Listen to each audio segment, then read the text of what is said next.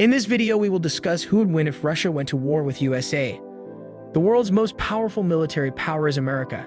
The US military is undoubtedly the hardest army to destroy, despite not having the biggest military in the world thanks to the size of its force and its cutting-edge equipment and training. Keep watching because we're going to tell you something extremely cool. Also, please support us by giving this video a thumbs up. Let's start. You need to look at nations with the biggest militaries when wondering if there is a single nation that might beat the United States. America's military strength would easily destroy any nation with a weak military. China, Russia, Vietnam, North Korea, and India are the 5 countries with the largest military in the world. Even though they are all powerful militaries, could any of them defeat America on their own? Russia is home to a sizable military. Including reservists, there are more than 3 million active-duty soldiers. As a result, Russia has about 1 million more troops available for deployment than the United States. However, compared to America, Russia only has 1/3 as many tanks and fewer than half as many combat aircraft. Even if the Russian army possesses up to 13,000 tanks in reserve, these are antiquated and ineffective versions that have limited utility on a contemporary battlefield. It is unlikely that Russia will triumph over America in a full-scale conflict. No one nation could beat America in a full-scale war based only on the magnitude of their military forces. But what if a political bloc or a number of countries banded together to oppose the US? Can America really be defeated? How would this affect the outcome? If Russia and China waged war against the US together, they would probably win. They have about 2 million more soldiers overall than the United States. The US still has a sizable lead over its rivals in terms of combat aircraft, though. Russia and China are the 2 nations most likely to go to war with the United States. Although they are not allies and have historically had substantial political disagreements, both countries are today posing a threat to American global domination. The united armies of China and Russia are truly capable of defeating the United States.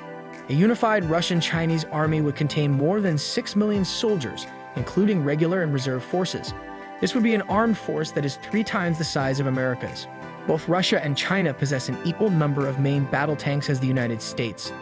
The US overwhelming air power would be the greatest obstacle for a combined Russian-Chinese army. America possesses more than twice as many combat aircraft even combined. In a modern conflict, air superiority is crucial. Therefore, America might still prevail. However, a unified Russian and Chinese force could likely defeat the US in a land conflict. Latin America would be the second region of nations that potentially pose a threat to the US. What would happen if America's relations with the nations to its south deteriorated to the point where a total war broke out, even if the likelihood of every nation in South and Central America banding together to fight the US is extremely remote? The armies of every nation in South and Central America together could not defeat the US. Even though they would have over 1 million more soldiers overall, including reservists, any conflict would be won by the US with ease due to their superior numbers of tanks, aircraft, and battleships. What would occur if the European Union, which would include Great Britain, built a single army and engaged in combat with the United States? Who would prevail in a fight between the 2 NATO factions across the Atlantic? The EU and the US would be quite evenly matched in a battle. If their reservists were activated, both could field more than 2 million soldiers. They would also be able to send out approximately the same number of combat jets from both air forces. American naval and military might would be superior. Although a war between Europe and America is obviously improbable, it is unclear whether America would win if it did. However, there are many things to contrast between the two, despite the fact that the United States spends more money on its air force than Russia. For instance, it's notable that Russia has more bombers than the US. One of the main causes of this is that Russia still uses a lot of cheap, obsolete bombers instead of investing its money in brand new, expensive programs to develop the bombers of the future. Tupolev 95 aircraft remain Russia's primary bombers. Tupolev 22M debuted in 1972, the Tupolev 160 in 1981, and Tupolev in 1956.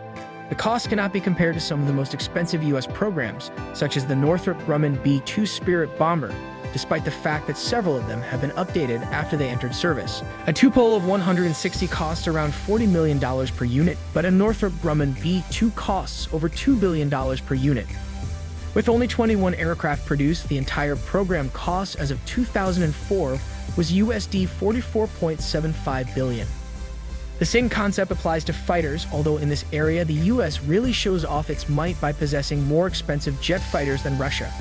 The Lockheed Martin F-35 Lightning E first flew in 2006, and the Sukhoi 35 debuted in Russia as the most current multiple fighters. The F-35 costs about $125 million, although the Su-35 just cost $50 million. Therefore, the USAF's possession of more expensive and nearly twice as many jets as Russia could account for the country's relatively high military spending. For further details on the various ideas behind the air forces, see the table below. Early warning aircraft, sometimes known as eyes in the sky, are planes having the ability to scan the region around them for approaching aircraft, much like a mobile radar station. Early warning aircraft are virtually exclusively utilized with aircraft carriers and amphibious combat ships, since there are typically fixed radar stations on the ground. There is no doubt that the US has a significantly higher need for AEWACs than Russia has at the moment, because the US has 19 aircraft carriers to Russia's single carrier and 31 amphibious combat ships to Russia's 2. All countries utilize transports and tankers, but they are plainly used less frequently if the country uses a significant portion of its armed force for defense than if it operates frequently in other nations or on other continents. The US needs to transport its troops and supplies over great distances because it maintains a global network of military bases, guards international trade routes, and is involved in operations in Afghanistan and Iraq. This is why they have more transports and tankers than Russia. As is obvious, trainers are used to train pilots. The US Air Force has an excessive number of personnel, which is essentially the only explanation for why it has so many more training planes. Currently, there are about 140,000 people working for the Russian Air Force compared to over 700,000 for the USAF. This implies that the latter needs a lot more training jets because there are a lot more people to train. In the North Caucasus, or Ramzan Kadyrov, the harsh leader of Chechnya, has established himself as an outspoken head of the war party in Moscow's covert political machinations. One of the most dangerous threats to Russia's territorial integrity is maturing.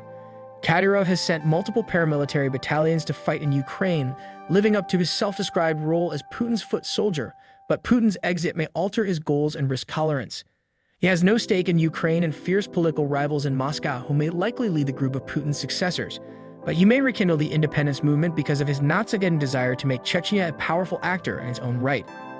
A new Moscow government would not be able to wage a third Chechen war, but it might try to stifle Kadyrov's networks and assets, setting off a highly charged and bloody conflict. Analyzing the implications of Russia's defeat is a much more negative intellectual exercise than planning the direction of Ukraine's victory in the horrific war, but the two must inevitably overlap. Soon, the number of politicians will vie for the honor of having their names affixed to this new Marshall Plan. It is already a practical problem to plan the Ukrainian state's rebuilding. The defeat of Russian forces at Izium and Lyman sparked a wave of predictions of additional withdrawals, and the impending catastrophe at Kherson invites further flights of strategic fancy, but research on Russia's difficulties in accepting defeat is still lacking. A wide range of scenarios for an unmitigated catastrophe have been produced as a result of the present focus of discussion shifting from a protracted war of attrition to a nuclear escalation. Such a scenario is conceivable as the potential of the Russian state disintegrating, which some pro-Ukrainian influencers in the West even consider desirable. However, other powerful intellectual voices contend that the impending setback could provide Russia a chance to reinvent and re-energize itself as a recognized and responsible power in larger Europe and vibrant Eurasia. Some Russian academics express grave fears. We hope you liked it. Subscribe to our channel for keep watching crazy stuff like this. Goodbye.